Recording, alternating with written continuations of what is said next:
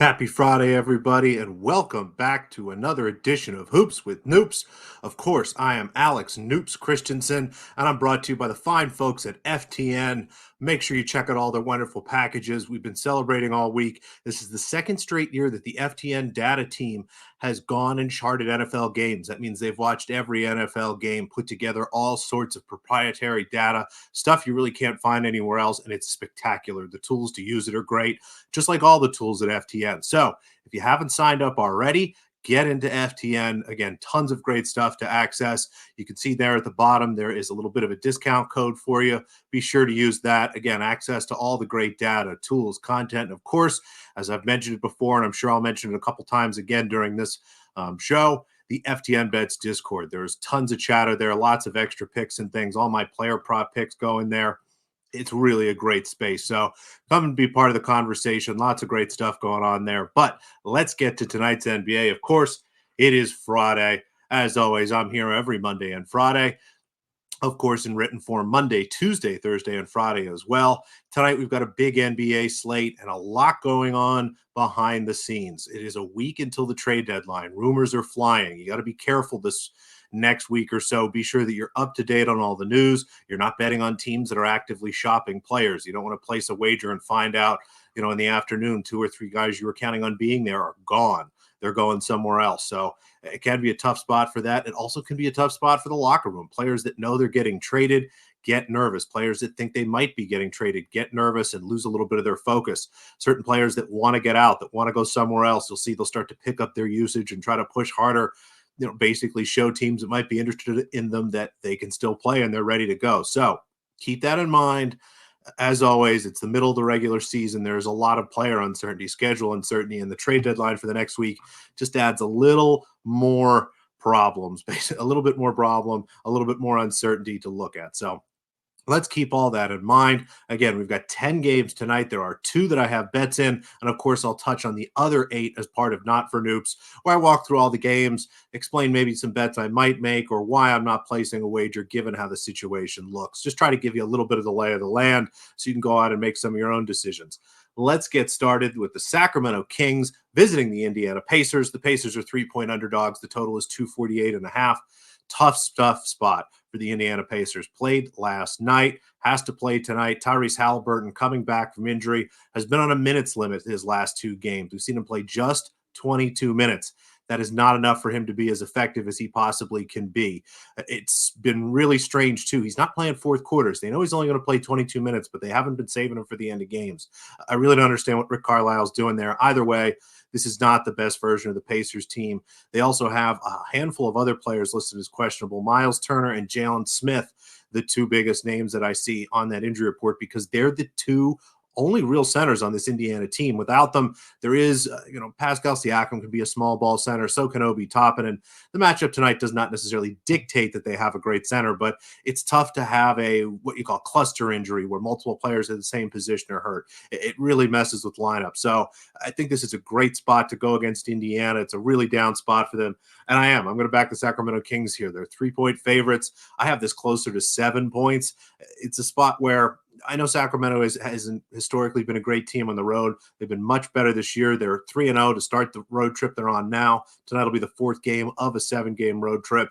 And, before Indiana was playing footloose and fancy free basketball, up and down the floor, pushing pace, shooting as many threes as they can, eschewing defense for an opportunity to score again on the other side of the floor.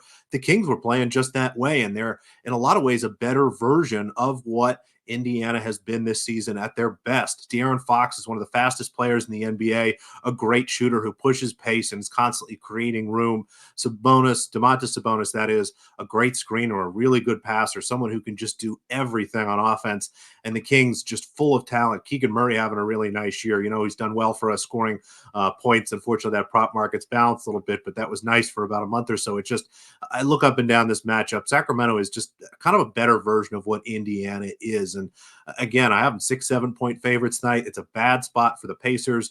Maybe a little bit of concern. It's the first night of a back-to-back for Sacramento, but if you look last year and this year, they generally play as hard as they can in that first night of the back-to-back and risk basically being fatigued for the second night. So I'm not too worried about their level of effort and their ability to play well tonight, even if they are do have a game tomorrow night in Chicago. So give me the Kings -3. I think this is a really nice spot to fade Indiana and get a little bit of value on a Kings team that is, I think, underrated on the road. So Kings -3, -10, -15, that all looks fine. If you're looking at -3.5, maybe sell a half point to 4. But again, I have a 7-point favorite. So 3, -4 at less than standard juice, all looks fine to me. Try to grab the 3 if you can from our friend at Caesars. Second game I have a bet in here, the Orlando Magic visit the Minnesota Timberwolves. The Timberwolves 8-point favorites, a total of 211.5. Yes, I double checked that several times. We are in the year 2024, in a season with totals in the 250s, 260s. We have a total of 211 because we have two teams that are very similar. We have a team in Minnesota that has had the best defense all year and continues to do so. Rudy Gobert is running away with Defensive Player of the Year. This Minnesota unit has been spectacular, keeping their opponents from scoring. Fifth best defense this season, the Orlando Magic, and even better when Franz Wagner's been healthy. He missed about 2 weeks, about a week and a half ago, and really looks to be back to himself. This should be a tough, tight, ugly game, but where the advantage comes for me on the Orlando Magic, who I am going to back here as 8-point underdogs, is in the turnover battle. Minnesota and Orlando don't have great offenses. They struggle to score points. Orlando with Franz Wagner at their best is a middle-of-the-road NBA offense. The Timberwolves have been around 20th to 25th in offense pretty much all season. I think maybe they sneaked up to 19th recently, but still not a great offense. But where Orlando's big advantage is going to come from, Minnesota is one of the worst teams in the league turning the ball over.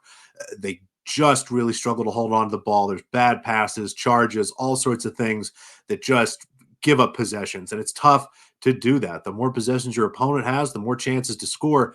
And turnovers are a great way to turn fast breaks into points. If you make a bad pass, the ball is flying the other way, and the Magic are the second best team in the NBA at forcing turnovers. Again, I look up and down. I think this is a very close matchup. Minnesota is the better team. They're more talented. They're at home. They deserve to be favored, but I have this closer to 4.5 points instead of the 8 that we're looking here. Again, it's two very similar teams. I don't think that either of them will be too concerned trying to defend the other one. The offenses will struggle, and I think it's going to come down to those extra possessions. So I like the Magic here +8. I think this is a nice spot to get a few extra points here. Let's get into not for Noops. The game's not for me. Excuse me for a second. I've been holding on to a sneeze here for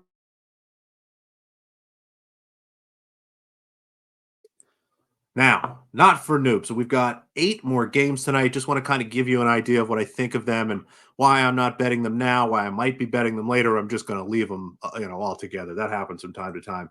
We'll start with the Miami Heat. They are 8.5-point favorites in Washington. The total 227.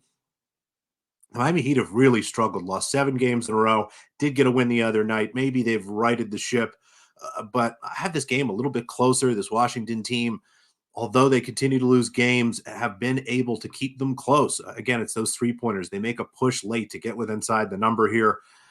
I don't want to bet on Washington. I need at least 10, 11, 12 points to back them, even at home. This is only 8.5. At the same time, I just don't know if the Heat are good. I don't know if they're the kind of team that can cover a number like this. So nothing really for me here. I'm just going to let this game go, see what happens. The Heat really struggling. This, again, could be a good get-right spot for them. Maybe they figure something out offensively, but I'm not comfortable laying the points with them, and it's not enough for me to take Washington. Now, that said, maybe an opportunity to bet the Wizards live. The Heat are a good first-half team. The Wizards a better second-half team. So if Miami can come at a halftime with a 6, 7-point lead, we might have a chance to take Washington, say, +13, +14. So if I do that at halftime, I'll put it in the FTN Bets Discord. Check there for any plays I might make live, but nothing we can bet now. Los Angeles Clippers show up to Detroit to play the Pistons as 11.5-point favorites. The total at 237.5. The Pistons have been playing a little bit better with Cade Cunningham back. Won a game, but you look at that win. The Thunder lost that game more than the Pistons won. And to say it another way, the Thunder went into the fourth quarter behind, losing to the Pistons. They did not play their starters. They left them all on the bench to focus on a game they had the next night against a conference opponent. So I don't rate that very highly. The Pistons had a lead and scored a decent amount of points against the Cleveland Cavaliers, but inevitably gave up and lost that game almost by double digits. The Clippers, one of the better teams in the NBA the last month, and could easily win this game by a lot. But It's a non-conference game. It's on the road. The Clippers are in the middle of a big, long road trip. Could be some rest tonight. And again, even if they do rest, it's a deep team. As long as you get two of Harden, Paul George, and Kawhi, just two of those three guys, they can win this game by 15 points, let alone 11 and a half. It's just, I don't trust them. It's not a great spot for them. And I'm definitely not going to be backing the Pistons. So happy to let this game go. The Phoenix Suns go to Atlanta. The Hawks 3.5-point underdogs. The total 248.5. The Hawks finally covered the other day. I say that because up until recently, they were the worst team in the NBA at home, on the road, as a favorite, and as an underdog. They are no longer the worst team as an underdog. The Hornets now minus 12 units as opposed to the Hawks minus 11 units as an underdog. Just a terrible season for Atlanta. They've been good in first half, fallen apart in second halves. Maybe this is a spot where they can take advantage of, again, a Western Conference team in the middle of a road trip against a non-conference opponent. But this is a great matchup for Phoenix. Phoenix has been fantastic since they've had all three of their players. The offense is efficient, and they have just ripped bad defenses, which is what you have here in Atlanta. Conversely, Atlanta has a good offense and goes against a bad defense in Phoenix. I could see this game being a total shootout. I struggle to pick a side here. I lean towards Phoenix. It just feels like Phoenix is the better team, but I just don't show any value there. So I can't make a bet here as much as I think it's Phoenix. Maybe a Phoenix team total over if, again, you really have to bet this game. But we don't have to bet this game. There's lots of other stuff to do. I'm going to let this one go. Charlotte Hornets go to Oklahoma City. The Thunder 16-point favorites. The total 226. Charlotte without LaMelo Ball has been arguably the worst team in the NBA. Might even have a chance to finish with the worst record as they continue to try to shop any useful player they have and get worse and worse to acquire a better draft pick for the next year as part of the lottery process. Oklahoma City not been playing their best basketball the last week, and I think a big part of that is Jalen Williams, who is out again tonight. He's the second best player on the Thunder. Their best defender, one of the best defenders in the league, and a great shooter who stretches the floor on offense and really is the perfect piece next to Shai Gilgeous-Alexander and Chet Holmgren. So two teams that I really just don't feel good about. Again, the Hornets, arguably the worst team in the NBA. The Thunder really struggling now. Oklahoma City generally crushes bad teams like this, but the market's already sort of laid that out for us. 16 is a huge number. I make the Thunder 17-point favorite, so I guess a little bit of an edge, but not enough to play this. Again, two teams not at their best. Happy to let this one go. The Golden State Warriors visit the Memphis Grizzlies. The Warriors 8.5-point favorites. The total 224.5. Just another strange matchup of two teams I'm struggling to figure out. The Grizzlies had a better than 500 record in January. That's without John Morant, without Desmond Bane for most of the month. They won more games than they lost somehow and covered a bunch. They've been really competitive, but it's just too much. The injuries continue to get worse and worse. They're without Bane. They're without Morant. They've been without Clark and Steven Adams, who just got traded all season long. Marcus Smart is out. And now just more and more guys, they've reached G League guys are coming up and play to them. I learned about a guy named Trey Jemison, not Jameson, Jemison. He played apparently 20 minutes the other night for the Grizzlies. So just a mash unit for them. Really tough to trust them, even though they've been good. At the same time, what do we do with this Warriors team? They're still not playing great basketball. They really deserve to be 8.5-point favorites in Memphis, which has been a tough home court for teams all year. I really don't know. This is a messy game. Happy to not bet this one. This is a game where I'll probably have a wager later, but we need the injury report to clear up. For the Raptors, we've got R.J. Barrett, Jakob Poeltl, and Emmanuel Quickley all listed as questionable. If Barrett and Quickley can play, the Raptors can be competitive in this game. They should have enough offensively here to keep close with the Rockets team that has struggled recently. They're not nearly the same team they were to start the year. And the Rockets, possibly without Alperen Şengün, who is their offense. He is absolutely the engine that drives the car. I mean, he makes all the passes, does great in the post. He really is what the Rockets offense is. Without him, they're going to struggle. So curious to see how that clears up. If all those guys are out, this looks like a great spot to bet the under. Again, Rockets 4.5-point favorites, the total 230. That's a really, really big number. And if Şengün's out, I don't know how the Rockets are going to be able to score. If Quickley or Barrett is out, the Raptors have to face the same problem. So once that injury report clears up, we'll probably have an under bet, but we'll see. Again, check the FTN Bets Discord. You can find that in there. New Orleans Pelicans visit the Spurs. The Pelicans 8-point favorites, the total 234.5. Pelicans have played the Spurs twice and won both of those games by an average of 26 points. They are a more talented team. They are a deeper team, but the Spurs recently have been playing much better basketball. They finally started Trey Jones at point guard, and when him and Wembanyama are together, it's a pretty good lineup. They have a positive net rating. They've been beating teams in those minutes. And at home, I don't know. I have this game a little bit closer. I was surprised again, given how good the Pelicans have been against the Spurs the first two times. I had this closer to 6.5, 7. So it actually shows some value on the Spurs, but I'm just not comfortable betting a team in San Antonio that does not seem to actively be trying to win games. I'll pass on this one. The Portland Trailblazers visit the Denver Nuggets. Should be an interesting game. I don't know. I mean, Nikola Jokic is questionable. You definitely can't back the Denver Nuggets tonight without Nikola Jokic. That would just be a mess. Conversely, if he's in, the Nuggets can cover this number and possibly even a bigger number. So just too many injury questions here. I think Portland being a little bit overpriced. They have been good for the last week, and I think it's just a lot of veteran players pushing hard. I think Malcolm Brogdon wants out. I think he's just been playing his balls off to try to get traded at this point. So we don't know if Jokic is playing. If he's in, they should crush this Portland team. If he's out, they might crush him anyway, but you can't make a bet till you know what Jokic is doing here. So those are the 8 games that I'm not betting. Again, the 2 that I did in the matchup of the Sacramento Kings at the Indiana Pacers, I like the Sacramento Kings -3 points. Again, we play this -3.5, -110, or -4 at less than standard juice or better than -110 if that's what you're looking at. In the matchup of the Orlando Magic against the Minnesota Timberwolves, give me the Magic +8. Again, 2 similar teams. This is going to be an ugly defensive game. I promise. You saw that total, 211.5. That's what it is. And I even show a little value to the under.